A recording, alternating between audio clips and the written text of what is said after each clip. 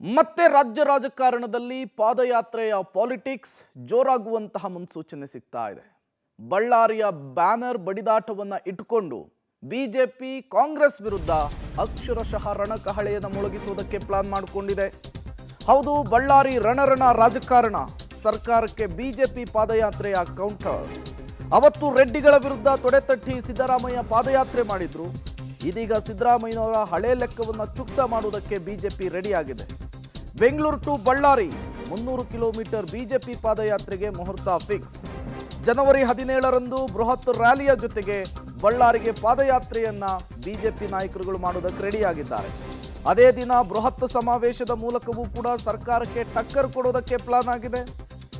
ಜಿಲ್ಲೆಯ ಮೇಲೆ ಮರಳಿ ಹಿಡಿತವನ್ನು ಸಾಧಿಸುವುದಕ್ಕೆ ಬಿಜೆಪಿಯ ಗಣಿದಣಿಗಳು ಈ ಮೂಲಕ ಪ್ಲಾನ್ ಮಾಡಿದ್ದಾರೆ. ಪಬ್ಲಿಕ್ ಟಿವಿಯಲ್ಲಿ ಮತ್ತೊಂದು ಪೊಲಿಟಿಕಲ್ ಎಕ್ಸ್ಕ್ಲೂಸಿವ್ ಸುದ್ದಿ. 2011 ನಿಮಗೆಲ್ಲ ಗಮನಕ್ಕಿದೆ. ಅಂದು ವಿಪಕ್ಷ ನಾಯಕರಾಗಿದ್ದವರು ಸಿಎಂ ಸಿದ್ದರಾಮಯ್ಯನವರು, ಸಿಎಂ ಆಗಿದ್ದು BS ಯಡಿಯೂರಪ್ಪನವರು. ಶ್ರೀರಾಮುಲು, ಜನಾರ್ದನ್ ರೆಡ್ಡಿ ಅವತ್ತು ಬಳ್ಳಾರಿಯನ್ನ ಆಳ್ತಾ ಇದ್ರು.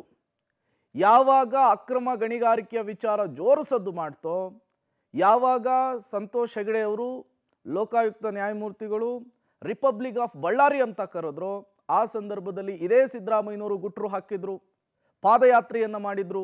ರೆಡ್ಡಿ ಬ್ರದರ್ಸ್ ವಿರುದ್ಧ ಶಂಖಾನಾದವನ್ನು ಮೊಳಗಿಸಿದ್ರು. ಈಗ ಪರಿಸ್ಥಿತಿ ಬದಲಾಗಿದೆ.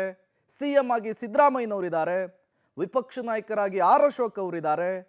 ಅವತ್ತು ಬಳ್ಳಾರಿಯನ್ನಾಲೆದಂತಹ ರೆಡ್ಡಿ ಬ್ರದರ್ಸ್ ಇವತ್ತು ತಮ್ಮನ್ನ ರಕ್ಷಿಸಿಕೊಳ್ಳುವುದಕ್ಕೆ ಪರದಾಡಬೇಕಾದಂತಹ ಪರಿಸ್ಥಿತಿ ಇದೆ. ಇಂತಹ ಸಂದರ್ಭದಲ್ಲಿ ಈ ವಿಚಾರವನ್ನ ಎನ್ಕ್ಯಾಶ್ ಮಾಡಿಕೊಳ್ಳುವುದಕ್ಕೆ, ಹಳೆ ಲೆಕ್ಕವನ್ನು ಚುಕ್ತ ಮಾಡುವುದಕ್ಕೆ ಬಿಜೆಪಿ ಪ್ಲಾನ್ ಅನ್ನು ಮಾಡಿಕೊಂಡಿದೆ.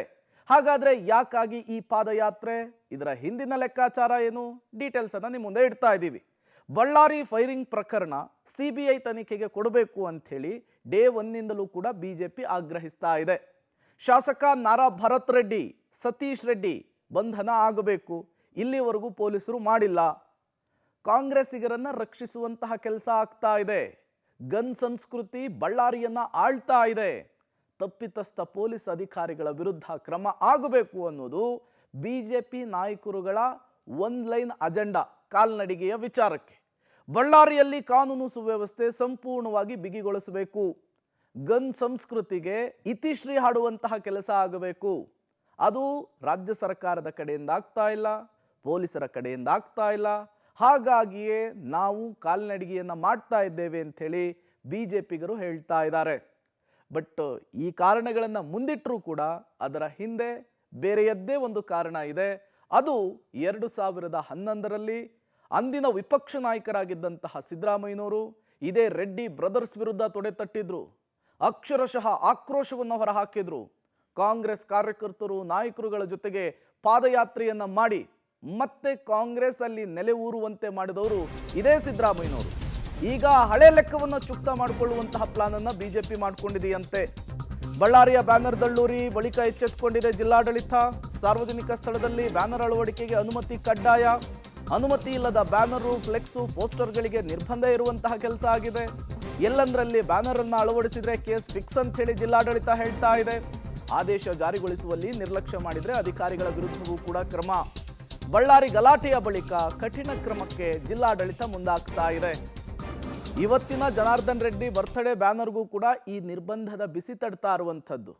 ಈ ಕ್ರಮವನ್ನ, ಈ ಕಟ್ಟುನಿಟ್ಟಿನ ರೂಲ್ಸನ್ನ ಮೊದಲೇ ಜಾರಿಗೆ ತಂದಿದ್ರೆ ಇವತ್ತು ಬಳ್ಳಾರಿ ಹೊತ್ತಿ ಉರಿತಾ ಇರಲಿಲ್ಲ, ಗನ್ನು ಸದ್ದು ಮಾಡ್ತಾ ಇರಲಿಲ್ಲ, 28 ವರ್ಷದ ಕಾಂಗ್ರೆಸ್ ಕಾರ್ಯಕರ್ತ ರಾಜಶೇಖರ್ ಸಾವನ್ನಪ್ತಾ ಇರಲಿಲ್ಲ. ಕೋಟೆ ಕೊಡ್ಲೆ ಹೊಡ್ಕೊಂಡು ಹೋದ್ಮೇಲೆ ದಿಡ್ಡಿ ಬಾಗಿಲು ಹಾಕಿದ್ರು ಅನ್ನೋಂಗೆ ಒಂದು ಹೆಣ ಬಿದ್ದ ಮೇಲೆ ಪರಿಸ್ಥಿತಿ ಬೂದಿ ಮುಚ್ಚಿದ ಕೆಂಡದಂತಿರುವಂತಹ ಸಂದರ್ಭದಲ್ಲಿ ಈಗ ನಿದ್ದೆಯಿಂದ ಜಿಲ್ಲಾಡಳಿತ ಎಚ್ಚೆತ್ತುಕೊಂಡಿರೋದು ಸ್ಪಷ್ಟವಾಗಿ ಗೊತ್ತಾಗ್ತಾ ಇದೆ.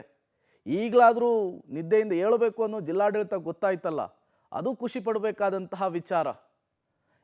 ಸಾರ್ವಜನಿಕ ಸ್ಥಳಗಳಲ್ಲಿ, ಸರ್ಕಾರಿ ಜಾಗದಲ್ಲಿ ಫ್ಲೆಕ್ಸ್ ಹಾಕೋದು ನಿಯಮ ಬಾಹಿರ, ಕಾನೂನಿನ ಪ್ರಕಾರ ತಪ್ಪು. ಅದನ್ನು ಆದೇಶ ತಂದೇನೆ ಹೇಳಬೇಕಾ? ಅದನ್ನು ಪಾಲಿಸ್ಬಿಟ್ಟಿದ್ರೆ ಇಷ್ಟೆಲ್ಲ ಅವಾಂತರಗಳೇ ಆಗ್ತಿರಲಿಲ್ಲ.